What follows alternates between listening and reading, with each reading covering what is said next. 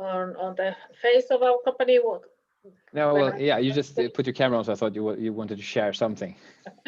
Well, about maybe about the timing of going abroad, because we spent quite a lot of time concentrating in Finnish markets, which of course drove me crazy because I knew that I wouldn't go international. But obviously I kind of survived that, and I do believe that now looking back that it was first thing, at least for us, to get this thing working in Finland first, because it would be much harder to show somewhere outside Finland that, hey, this is working, even though we can't get it work in our own country. This is of course not necessarily true for everyone, because the fields are different and the target groups are different. But I think in quite a few businesses it is a good thing to consider as well. Yeah, and that's something we had in this program now. Well, we had it in the German scales, but you all had some type of sales or something up and running, a pilot at least in Finland. And so that also is kind of validated that the product kind of works somehow. And you always should have resources, because I think I've heard sometimes that every time when you make a budget, for example, to launch outside in a new country, you can multiply it by 7, and then you are getting closer to what the actual cost is. So that is always something also to consider, that you really need to have the resources. Otherwise, you're just gonna use your scarce resources that you could make profitable business in Finland, and not getting that, because you are concentrating in outside Finland, in markets outside Finland.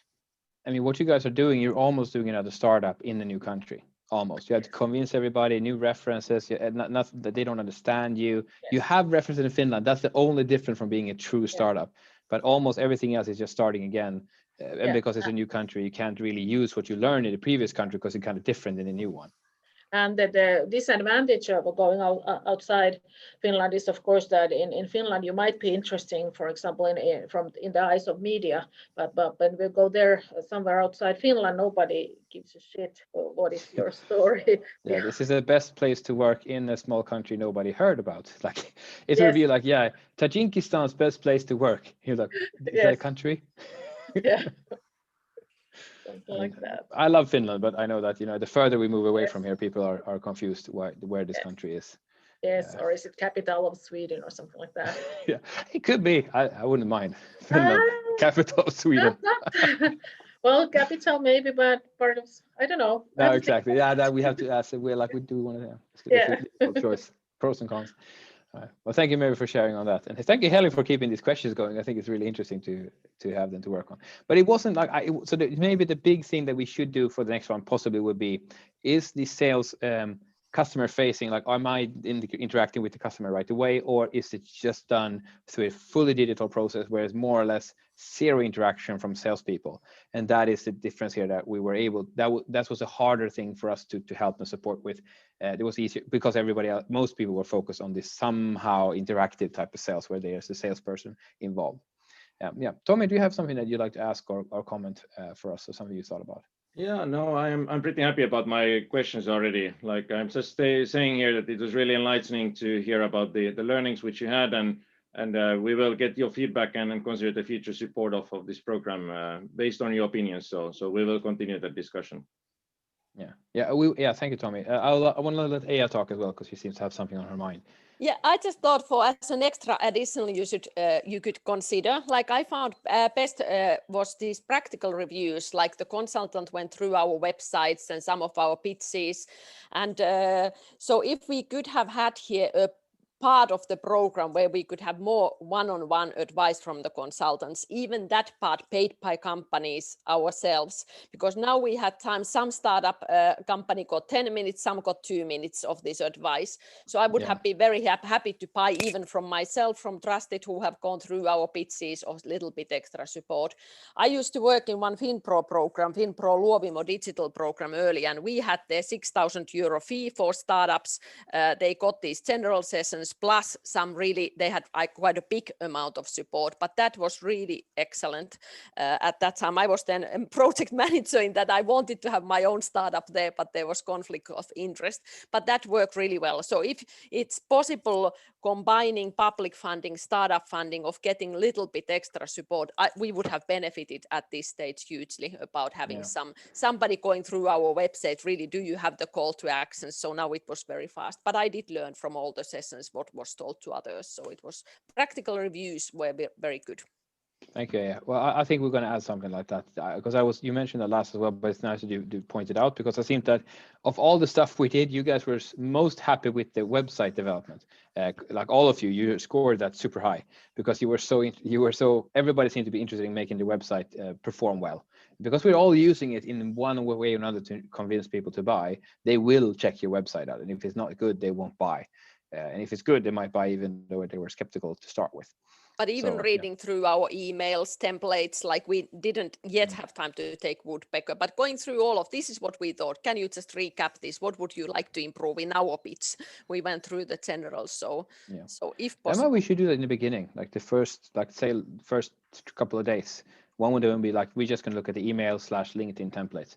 What are you guys using? Because we did that iteratively over the time, but you would all have needed it all right away. And then you might have also felt more confident sending that email if you got a little bit of a quick review on that email before starting. That's true. That could be very beneficial. So both email review and the website review. Okay, I'll see what I can do about that for the next year. But I understand that it would be helpful. Let's say like that. And for the feedback form, by the way, you'll all be sent on the email, but that's the last feedback form. And then but this is more in depth there. For that, I'll send you guys. It takes 2 minutes to write. But anyway, and that will be used for the official report that I sent to Tommy and Heli and everybody else from the public sector that has done this, so they can see your actual responses for what we've done. All right, we're starting to run out of time. It's not yet, but is there? Yeah, we have this. We have Eero, Lisa. We have Sami here, Juha, Jukka, Mikko. Is there any of you guys who would like to either ask or even comment something? We have had Heli has been super active, so that's very nice, and of course Tommy. But is there anybody else who would like? I would love to hear something, even just a comment. You don't have to ask anything. You just write, I love sunshine and rainbow, so you can just write that. At least there's some. I know that you're here. At least. Yeah, now is your chance, and if you want to later on connect with Rasmus and me, so you can make it through me as well. Yeah, but I'd be happy just to hear any comment from if you listened even 5 minutes from this, any comments, what you've seen. That would be. I'd love that interaction here. You can just write it in the chat. You don't have to put your camera on or anything, but any comment would be lovely to hear. But these teams have been fighting now. They presented some applause maybe. Oh, here we go. Lisa saying, thanks for sharing your stories, everybody. You see, she likes what you had to say. It's been super interesting. Look at that. See, you guys are interesting people. There you go. It's not every time you're allowed to talk about your company and people want to listen to you. I practice that when people say, Rasmus, what do you do? I'm like, I was like, what pitch, how short? Because I could be like, all right, just take a seat. Let me tell you what I do. And then I'll talk for 30 minutes. And they are not interested that long. So I'll try to do like a 20-second pitch. I've said I can help. Okay, Tommy, right. Yeah, you can contact us anytime. You can find me at Rasmus Basili I should do that on my LinkedIn thingy. You could post it there. So I'll do that so you can find it. And I have emailed to these. Tommy, you sent me a list of people that I should email or could email about the program for the public sector workers. But if you haven't gotten an email from me yet, please reach out to me because let me know because I should contact you because I would love to continue this for the fall. Well, does anybody else from the teams have any feedback or questions from each other that you could give? I had some feedback, so I'll be happy to take any other comments live here. I know I'll get it written later as well, but if you want to share it, you could live on stage if you want. I suppose we're pretty finished for today now. Yeah, I guess so. Well, thank you all for presenting. Thank you for being in the program, guys. It was really fun. I really appreciate having all of you. And we went from being like a, what could you call it? We weren't a group together when we started. I don't know if you remember, but we were, we didn't know each other or anything like this. But over time, over 10 weeks, I would feel like if I could reach out to any of you and send you a message like, hey, I'm actually traveling in Finland. Would you like to have a coffee or a beer? I think most of you would say yes. I hope everybody, but I'm making sure. So not, well, anyway, I think so. And I think with each other as well, that you're able, that you can email each other, you can call each other to ask for help or support or anything like this. And that's what I want to create with this, that after this, this is the program is over for you, but the relationship that we have built, even digitally, will last for a lifetime, at least business wise. That's what I wanted to do. And yes, but great. Oh yeah, how did you hear about this program? Heli wants to know that. To make it easy, can you write in the chat?